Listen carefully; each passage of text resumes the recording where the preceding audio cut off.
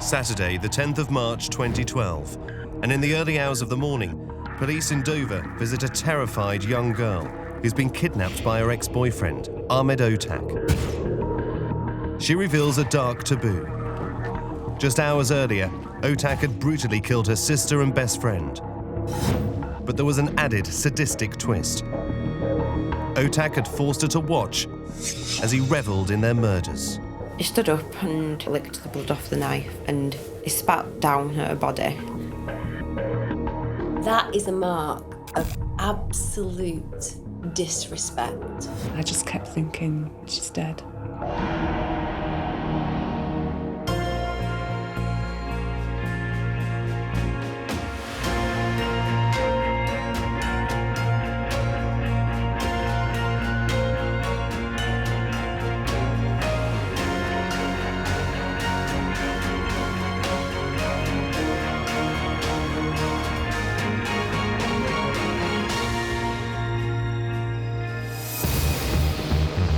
Britain's Darkest Taboos reveals the shocking true stories behind the most horrific acts of familial crime, including murder.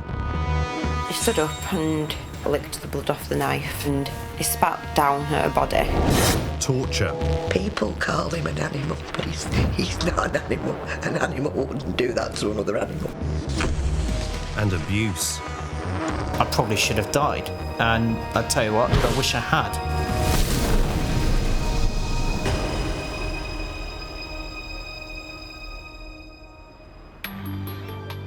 Wakefield, West Yorkshire, a former mining town, and where a young girl called Elisa Frank would spend her formative years. Elisa is born in 1993. She has an unstable upbringing, but one person she relies on heavily is her younger sister, Kim. Kim was lovable and just really quite, I don't know, fun. She was a bit more sort of, confident and everybody loved her type thing, and I don't know, it was just a bit different with me. We used to go on a lot of walks and stuff down Canal. Bottom of our street, there were like a horse field, so we used to go down there a lot and try and befriend the horses type thing, I suppose. I suppose just generally doing what children do. People used to mistake us for twins.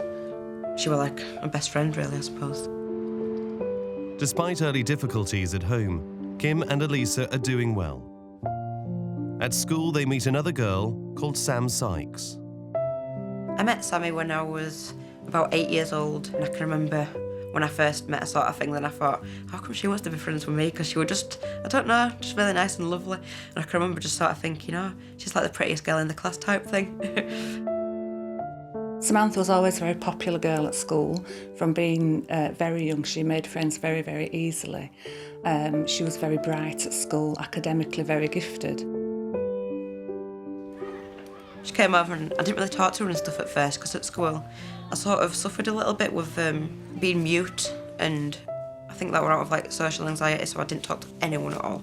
And it took me a while before I started like speaking properly to her, but the more that she sort of came round and the more that I saw her at school, the more sort of we like grew as friends. Because Samantha was so confident, she always stuck up for her, always looked out for her. It was just nice because none of the other kids really liked me and she really didn't, and I suppose it just built my confidence up a little bit as well, and she was just really fun to be around. She was beautiful inside and out, really, just in every aspect that a person can be, I suppose. Elisa and Samantha were actually inseparable. They were delightful children, all three of them delightful, beautiful.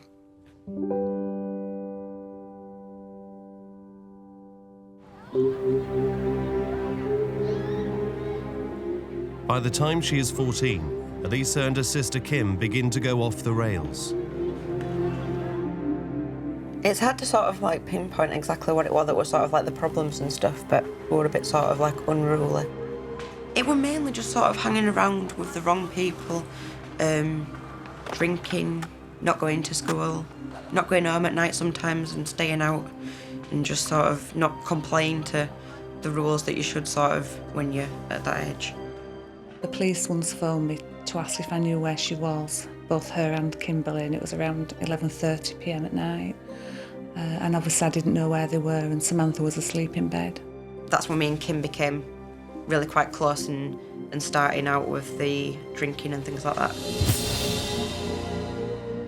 The sisters remain close friends with Sam, and like in their childhood, she continues to support them.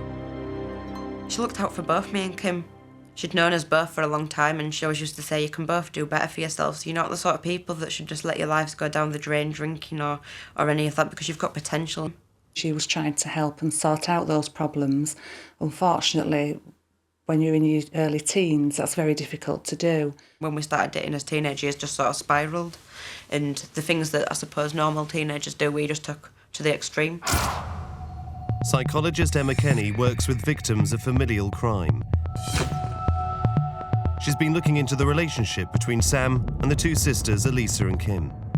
Sam would have seen that Elisa was somebody who was quite vulnerable, maybe didn't have many friends, and it's striking that a young person who could see and witness such vulnerabilities wanted to help. It really does demonstrate that Sam was a really good Samaritan and felt that she could help Elisa. Very shortly after that, the mum moved house and the girls moved schools, and that was when the contact between Samantha and the two sisters became more sporadic, with long periods of having no contact, really. Friends that we did have stopped speaking to us because of, how we were acting and things like that. But between them, Elisa and Kim managed to find an outlet, a way of coping with their lives. Me and Kim both started writing poetry when we were about, I think probably just coming up to like us early teens sort of thing. Poetry just sort of, I suppose, helped us share our feelings between each other. And then sometimes we used to like show my mum the poems and things like that. And then it just went from there really, and then we just continued to write. Then we sort of discussed getting as poems published together, because people had sort of like commented that they liked them and things like that. But comforting each other is to be short-lived. In 2007, Elisa is put into care, and Kim is sent to live in a foster home. For the first time in their lives, the sisters are split up. Not only was Elisa losing the support of her family home, but she was losing the support of her very close sister, and that would leave her open and very, very vulnerable. It was absolutely heartbreaking. Everything just fell through, my whole world just fell apart. I just cried and cried and cried. Shortly after moving into the care home, Elisa meets Ahmad Otak, another teenager with an unstable past. First met Ahmad in the kids' home. I was 14, he claimed he was 15. He'd come from Afghanistan. I didn't really sort of speak to him right much, and his English wasn't so good. He used to make me cringe a bit. He used to be a bit sort of pervy, gesturing for kisses and stuff. But what Elisa doesn't know is that this teenager is not all he seems. Criminal behaviour analyst Laura Richards works with police forces on major crimes across the country. She's come to Dover to assess how Otak may have entered the country. Otak manages to come into the country illegally, and he spins a whole web of deceit about his age, clearly with it uppermost in mind that will entitle him to social services and social care. So he's somebody who's clearly manipulative, who has thought things through, and it also puts him in contact with quite vulnerable people as well, and that's actually where he meets Elisa. Elisa doesn't spend much time with Otak, but then several years later, they meet again. And this time, Elisa falls for his charms. I bumped into him in the street and felt a bit sort of sorry for him. And I thought, he's not that bad, surely. I've just been a bit mean to him, sort of thing. Because I was going through a hard time then, and I didn't have Kim and I didn't have any friends. Then I'd sort of meet up with him. And she used to come over, bring me gifts, give me advice. It just felt like he cared about me a little bit at the time. Then he just sort of asked me to move in with him, and that's when I went to go live with him then. They were making a lot of promises as well. They were going to take us to France and they were going to take us to do this and that. And quite sort of grandiose sort of ideas, I suppose. How he could take me to go live in America, and it was just it just seemed really fantastic and stuff at the time, because I was just so depressed, and I just thought, yeah, I can do that. Nobody cares about me over here. Nobody will be bothered. I can get away. I can have this fantastic life. It all seemed really exciting, and when I first went to live with him, I thought, wow, my life's just going to be something good, amazing. I'm gonna become a somebody sort of thing. But best friend Sam has concerns about Elisa's new boyfriend. She told me that she was concerned about Elisa's relationship with Ahmad Otak. She felt there was something wrong with the relationship, and she said that he gave her a bad feeling. And a few months into the relationship, Otak begins to change. His behaviour and things like that started to change very quickly. I was told there were certain things that I couldn't do. Like, at first I can remember him just sort of saying stuff like, oh yeah, from where I come from, you shouldn't sort of be friends with other boys. And in my head then I just sort of thought, well, yeah, that makes sense. I mean, fine, that's fine. He's treating me well, he's going to be doing this, that and the other for me, that's fine. And then it just sort of slowly built up to the point where I couldn't ask a man for the time.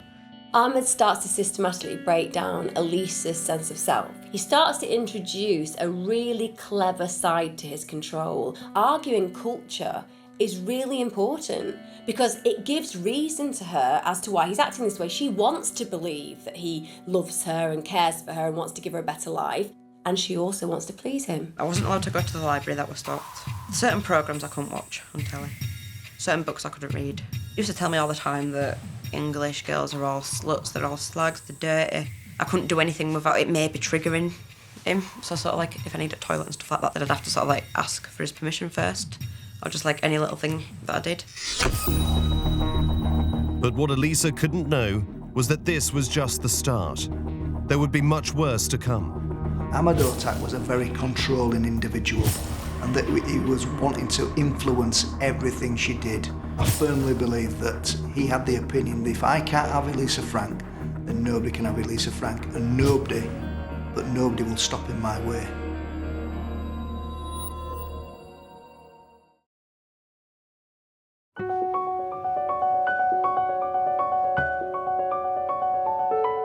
In 2011, Elisa Frank is living with her controlling and manipulative boyfriend, Ahmad Otak, an illegal immigrant who's preyed on Elisa's vulnerability. Elisa feels alone. Her sister is living away, and her best friend Sam is carving herself a career in modelling. Samantha wanted to be successful in whatever she did. She loved the idea of being successful as a model. She'd done so much for such a young age. She made a statement one day, "I ain't trying to be the difference, I am the difference." But even though Sam's making a success of her life, Elisa's relationship with Otak is still on her mind.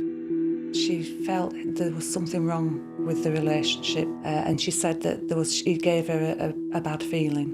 At that point in time, she did have contact with Elisa, but it wasn't continuous contact. And in fact, Elisa would kind of disappear for weeks at a time, where she wouldn't answer text messages or she wouldn't answer the phone, etc. to Samantha. And Samantha used to get quite upset about that because she felt that she was kind of dropping her as a friend, I guess. But what Sam doesn't know is that Otak is controlling Elisa's every move, and now he's starting to control who she's allowed to see.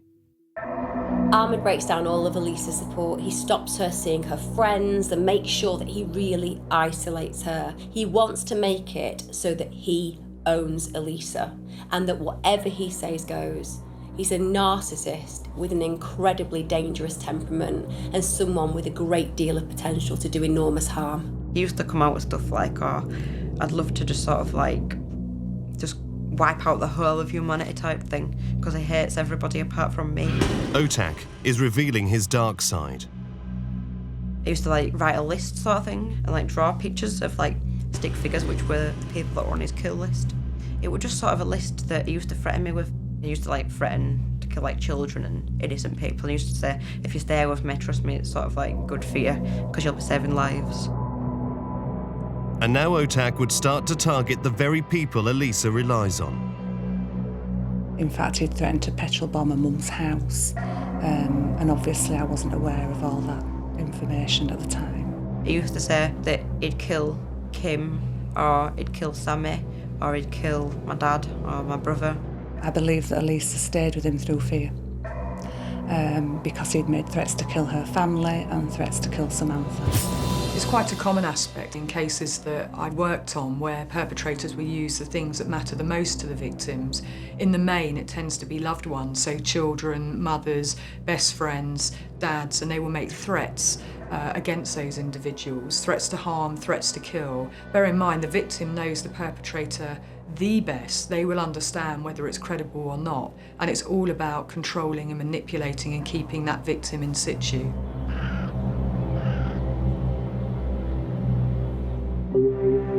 By the summer of 2011, Kim, Elisa's sister, has moved back to Wakefield.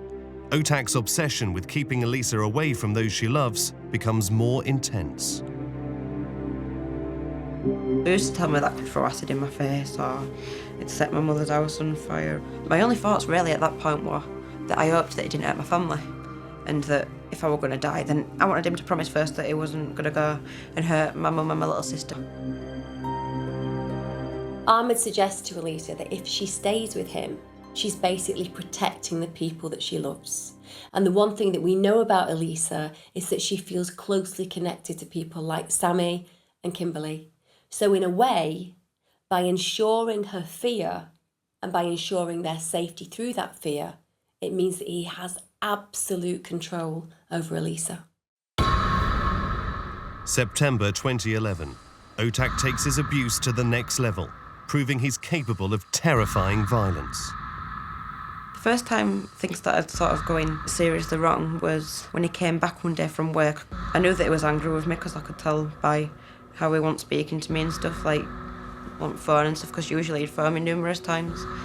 So I was just sitting in bedroom, and I was a bit scared at that point because just of the threats that he'd been making prior to that and stuff. And then he just took out a knife, like a huge knife basically, and at that point I just thought I was going to die because I'd not experienced anything like that before. He told me they were going to kill me then. And if she dares to make a sound, Otak has a plan to silence her.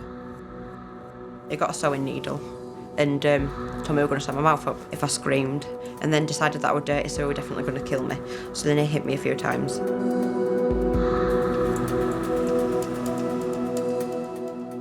Elisa knows her life could be in danger. She has to leave. But Otak tells her he will harm Kim and Sam if she doesn't return. And his threats work. Normally it takes victims about 7 attempts to be able to leave a controlling and abusive partner. And actually, Elisa takes those threats so seriously, it's the thing that coercively controls her and drives her back to him, because she wants to protect the people that she loves and cares about. If I didn't think anyone were going to get hurt and he didn't make any threats against my friends or my family, then I know for a fact I'd have left. It wasn't like I wasn't staying in the relationship. Do you know how some people do out of love for the other person that's abusing them? It was just purely out of fear. There was no love at that point, at all. Samantha was very upset that Elisa returned to that relationship, but nevertheless wanted to continue to support her, and I supported her in doing that. And it was the worst decision of my life, I suppose. Yeah. Over the following weeks and months, the abuse continues. Elisa is so scared, she devises an emergency escape plan. I sort of said to it, if I ever send a text and it just says a D, just because it was just simple, then it means basically I'm in danger, so you need to phone the police, but I'll only ever send you that if it gets to the stage where he's got a knife out in front of me again and I think he's going to use it, sort of thing. But I couldn't really talk to Kim about him much because most of the time when I saw her, he'd be present. So I used to be too scared to say anything to her most of the time. I would imagine that Elisa's life was horrific. February 2012, Elisa can't take it anymore. She leaves for a second time. I didn't know on that particular day that I was going to leave then, but I just thought, he's gone to work, I'm getting my stuff. I got a bag together, and then I just left. First night I stayed at Kim's, and then I went to go stay at my mum's and asked my mum if I could move back in. Samantha was delighted when Elisa went back to her mum, and I think she felt that she'd done something really positive in supporting her to do that. In a way, because he wasn't making threats against anyone, then I thought to myself, oh, I've got a bit of hope now, maybe things could be okay. And because I had Kim round me, then we were both sort of talking to each other about things that we could do in the future. Elisa finally plucks the courage up to leave, and I think you have to really respect her for doing that, because she must have been absolutely terrified. This is a man who has threatened her and her family consistently, and she hasn't known what his capabilities are. So to leave is absolutely enormously brave. Just thought to myself, there is no way on earth I'm going back. I thought, it's just all empty threats like people say. People are right, he's just been trying to scare me, he's not really going to do anything. For the first time in a long while, Elisa feels happy and safe. But that happiness would be short-lived. Friday, 9th of March 2012. It's mid-afternoon, and Elisa asks Otak to bring her belongings to her sister's flat. He came in and then he asked for a glass of water, so I brought him into the kitchen and gave him a glass of water. And he just sort of said, "Are you definitely not coming back again?" And then I said, "No, I'm not coming back." He went into the living room where Kim was on the sofa and offered her a cig, and she took a cig off him. Otak may look relaxed, but he's moments away from a massacre and a deadly plot to permanently remove the people Elisa relies on most. All I can remember now is just sort of like, Kim like fell onto me sort of thing, and I got pushed onto bed a bit. And then I just turned round, and as soon as I turned round, I saw the knife. Hearing Kim screaming, really horrific screams, like something that you can't really describe unless you sort of like have heard something like that. Otak seems to revel in his deadly act. And he were like calling her a stupid bitch and stuff like that while they were stabbing her. And the way that he were doing it as well, it was just like out of, I don't know, complete hatred or something. They were like smiling and stuff and gloating a bit like, "Oh, you see, you weren't taking her away from me, you stupid bitch," and stuff like that, and then saying that I should have never left him and that did I think he was just going to let me go, sort of, just like that. And then shortly after that, that's when, like, she got the blow to her neck sort of thing. Kim drops to the floor. She just sort of like laid down and started like gurgling type thing. And I can just remember thinking, hang on, I know she'd obviously been injured seriously, but I didn't expect like her to just die. Tragically, Elisa's sister, the person she loved more than anyone, dies. And Otak has one final insult. After Kim died, tried sitting down next to me and kissing me. He stood up and licked the blood off the knife, and he spat down her body. I think I was just rendered in a state of complete shock. That is a mark of absolute disrespect, and it's intentional. Ahmed intends to let Elisa know that he is not only capable of murder, but that he has enjoyed it, and that he has an absolute core reason for doing it, to let her know that should she do anything, he'll take her next. And that must have been absolutely terrifying for Elisa to witness. But Otak hasn't finished. He reveals he wants to kill again, and the person he wants to kill is Elisa's best friend, Sam. He told me to call her, and then held the phone to my ear while I called her, and then told me what to say, and then I said what he told me to say. Survival instinct for Elisa is kicking in. She wants to escape. She doesn't know how to get away. And by calling her friend, she feels that potentially there is one route and one route only, that Sammy will realise that she needs help and will indeed help her. Elisa is paralysed with fear. She's now hoping and praying her best friend won't walk straight into Otak's deadly trap. I was hoping that she'd be able to pick something up from my voice and then maybe phone the police. And when I saw the note, I had a bad feeling. It's a mother's instinct.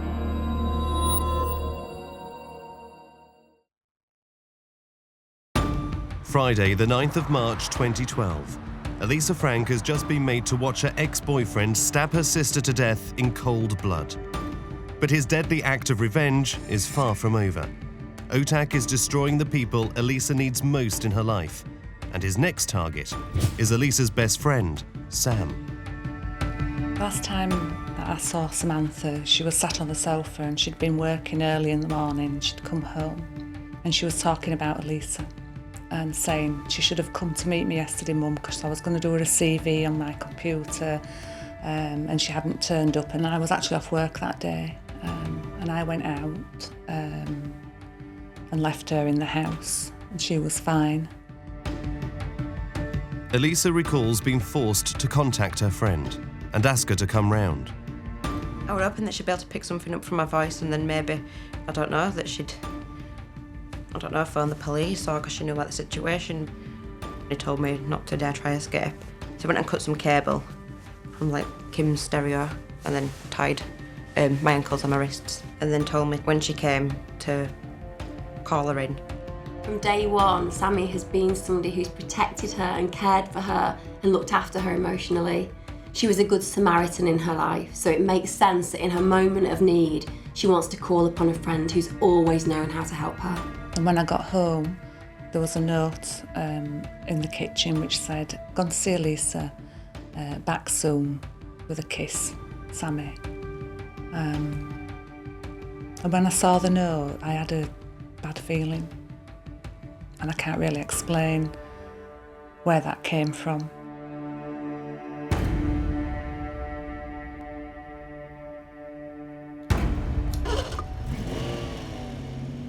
Sam sets off, thinking her friend needs her, unaware of the terror that awaits.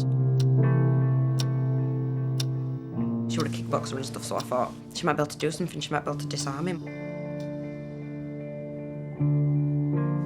But I heard her shout like Elisa sort of thing. And I can just remember like the same screams that I heard from Kim, but a bit more intensified. It dragged her into the living room and she was gurgling. And I knew pretty much straight away then that she was dying. And then he laid her on the floor next to Kim. He took Sammy's car keys and took Kim's money that she had on the table. And just as when he murdered Kim, Otak revels in his sadistic slaughter. It seems like he'd enjoyed it. And very calm. No emotion at all after he'd done it either, just none. I had a gut feeling there was something very wrong.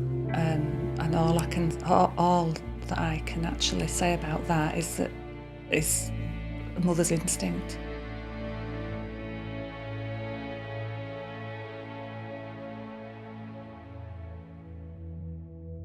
Two young girls are dead, but Elisa's nightmare is far from over. It untied me, and at that point it just it said a couple of times, if you try to escape, I will kill you. You have to imagine what's going on in Elisa's mind. Her sister and her best friend have just been murdered in front of her. So there is absolutely no way that she's going to cause a fuss. She's not going to struggle because the potential is she's going to die too. Otak bundles Elisa into Sam's car at knife point, leaving the city and heading south. He told me we were going down to Dover to get on the back of the lorries and that we were going to take me to Afghanistan.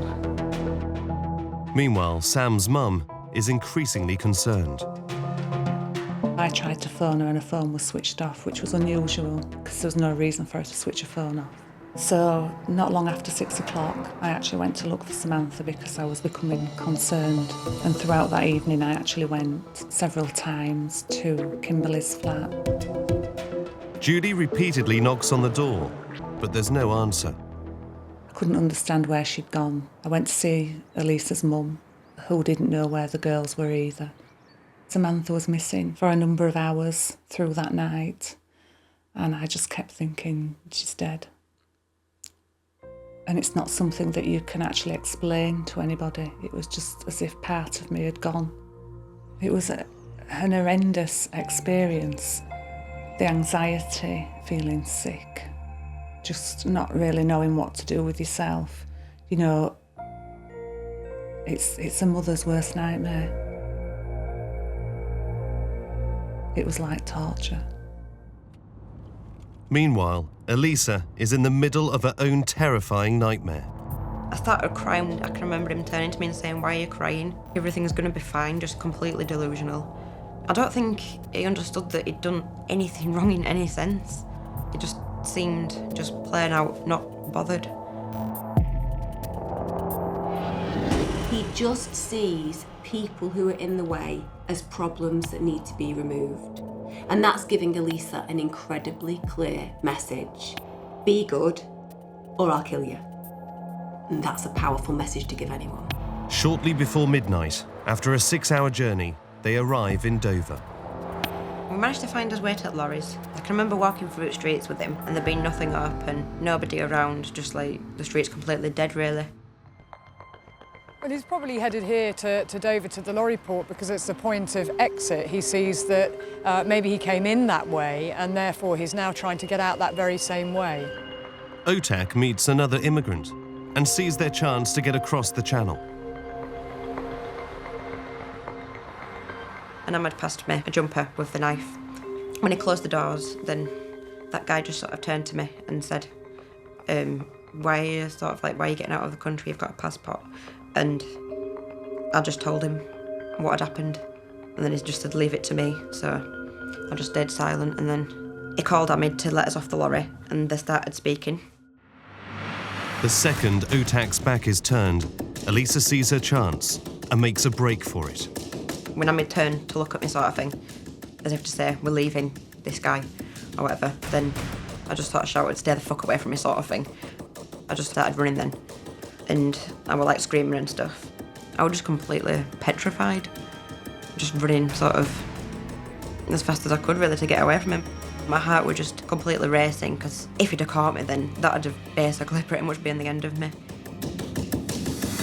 Luckily though, that guy that were with us sort of was slowing him down and stopping him, so I managed to jump over the fence of some people that had come outside to tell us to be quiet and just run straight into their house and tell them to phone police. They were just looking at me like I was crazy or something. I was telling them that they needed to lock the doors. The courage that it must have taken for Elisa to start running the moment that that stranger risked his life to save hers must have taken every last bit of her strength. Running away from that scene, thinking that potentially Ahmad was just a few steps behind her must have been absolutely horrifying, and it must have literally taken the last bit of energy that she had to escape. I was in the house and the police pulled up outside. I told them to phone West Yorkshire Police, like straight away, and send somebody round to my sister's address. 250 miles away in Wakefield, DCI Simon Atkinson is on duty and learns there could be 2 dead bodies in a flat. We forced entry to that property to make sure we wanted to get in as quickly as possible. And we were met by a very tragic scene that faced the officers. But this was particularly distressing for everybody because we've got 2 young girls there who have died in the same place, and the level of violence was excessive. The police find Sam's car, and Julie gets the visit she's been dreading. The police turned up in the early hours of the morning, 4 policemen, who said that they'd found her car in Dover. And they wanted to know if she was at home, and obviously she wasn't, which then led to me being even more concerned about her whereabouts. But in my heart of hearts, I knew this wasn't going to end well. There was something very seriously wrong. And that's where we were told that 2 deceased females had been found in Kimberly's flat. I think I just went into some kind of a shock where everything seemed surreal. The worst thing in the world was always for me when somebody loses a child, and it was the one thing that I asked, if there's a God, don't ever let that happen to me. Don't ever let that happen to me. And of course it has happened to me.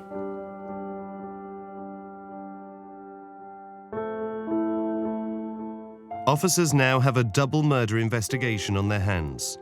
Elisa has had a terrifying 10-hour ordeal. It was probably a couple of hours after we'd been in the police car and they just sort of turned and told me that they'd been found and they'd been arrested. And just when she thinks her ordeal is over, the officers have devastating news. Started asking me about what had happened, so I started telling them in the order that I could remember. And then we got about halfway through, and one of them told me they were arresting me for the murder of my sister and Sammy. Which at that point I just broke down, like, completely. But at that point I sort of thought, well, I'm going down for it. But I didn't really care about that. It wasn't that I was bothered about it, was just the fact of people even thinking for half a second, that I might hurt sort of like my sister or Sammy. Elisa is taken back to Wakefield for questioning. But will she be able to convince detectives that she is, in fact, an innocent victim? I was confronted with a very frightened young woman, and we had to put specialist officers with her to gain her confidence so we could draw out from her, in her own time, what had actually happened.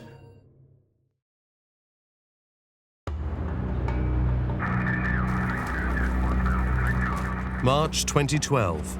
West Yorkshire Police have a brutal double murder on their hands. Ahmad Otak has been arrested after stabbing Kimberly Frank to death and then luring Sam Sykes to the same fate. Elisa Frank, the young girl who was forced to watch the sadistic murders of her sister and best friend and then kidnapped, has now also been arrested. I made the decision we'll treat them as suspects. If people are telling the truth will always come out. I was confronted with a very frightened young woman, and we had to put specialist officers with her to gain her confidence so we could draw out from her, in her own time, what had actually happened. And very quickly we were able to establish that Elisa Frank was a victim and was treated as such. When I found out I was no longer a suspect, I was massively relieved. I'd have rather have been dead at that point than people believing that or even thinking it for half a second. I must pay tribute to, her resilience and her courage. She'd gone through an horrendous ordeal.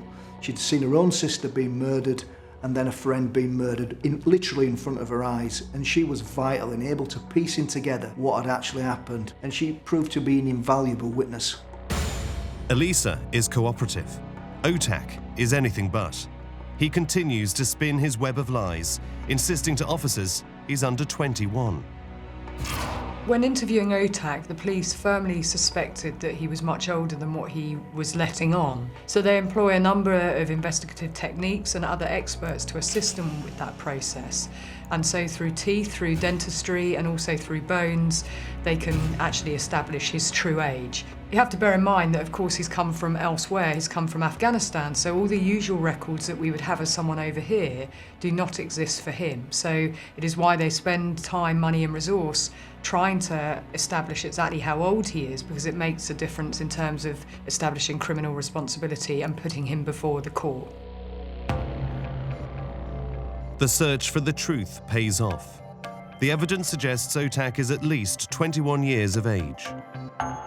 On the 5th of October 2012, Ahmad Otak pleads guilty to the murders of Kimberly Frank and Sam Sykes. For Sam's mum, it's a chance to come face to face with the man who took away her daughter. To hear the detail of the injuries that both these young people suffered was devastating. And you just think, what is he thinking while he's sat there? Because he never showed any emotion whatsoever.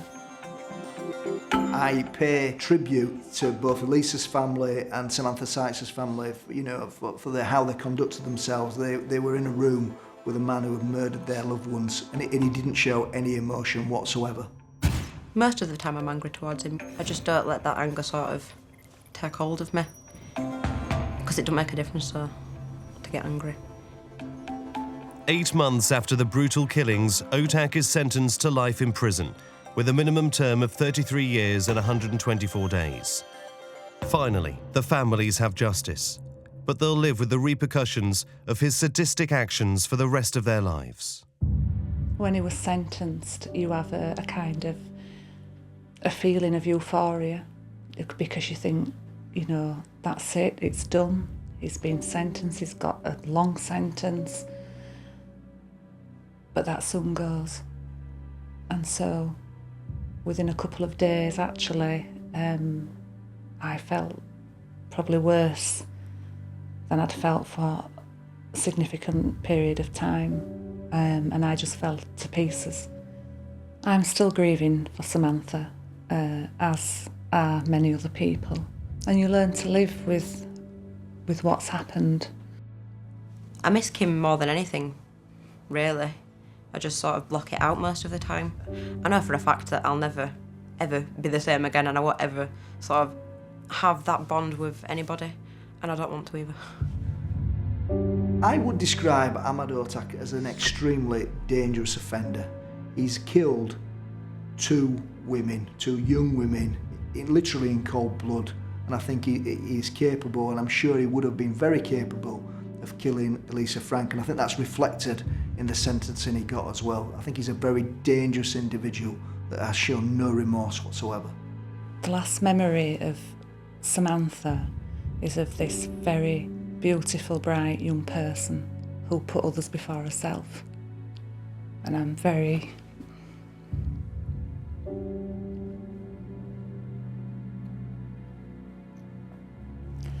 I'm honoured to have been her mum.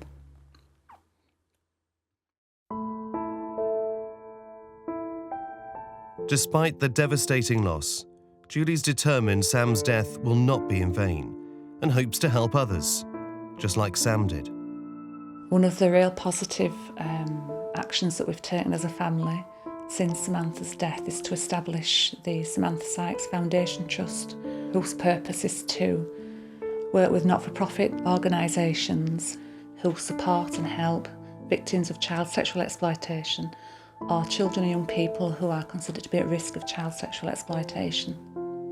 We've been overwhelmed by some of the community support, and the generosity of local people has restored some of our faith in human kindness. Elisa is now taking comfort in writing, a passion she shared with her sister Kim. The tragic events have made her determined to fulfil their shared dream of getting a book published. Since I've started writing, I've been feeling a lot better, and I've noticed that bits of sort of my past and things that I haven't been able to process so much come out in my writing, and then I always feel sort of a bit like I've had a weight taken off my shoulders like afterwards.